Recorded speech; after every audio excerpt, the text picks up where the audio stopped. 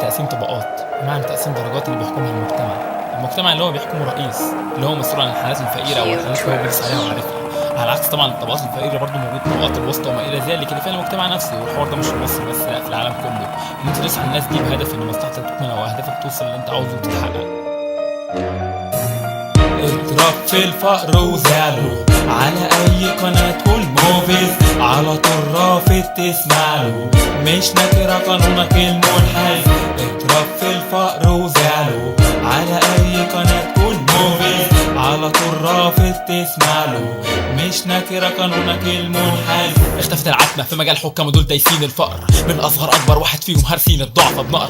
اخدوا الاهداف تحقيق وسيلة نجاح على اعلى قمة، نسيوا الطبقات المخفية ومسحوا كلمة ذمة، بدلوا مكانها 1000 معنى يقلب معانيها المية. زي النضرب في المدني بهدف ان المعركة دمية، او لا قاسي وينزل يشحت على لقمة عيش مرمية.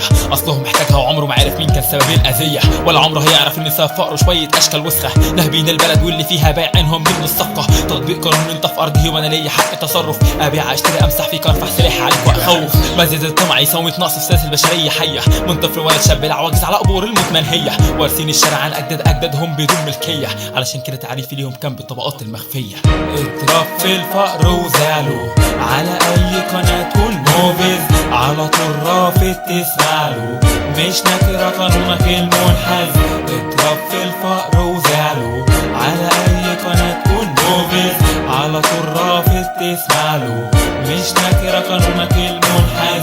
اطفال الفقر تعاني وحكيمه هو دجاني، نسيوا النزول من النهاية، فاكر ان حقه في الغاية، فاكر ان احتياجه شيء عادي، فاكر انه ما يعيش الفقر فهذا المجتمع تفكير غاية. اضرب في الفقر وزعله على اي قناة والموفيز، على طول رافض تسمعله، مش ناكر قانونك المنحاز. اضرب في الفقر وزعله على اي قناة والموفيز، على طول رافض تسمعله، مش ناكر قانونك المنحاز.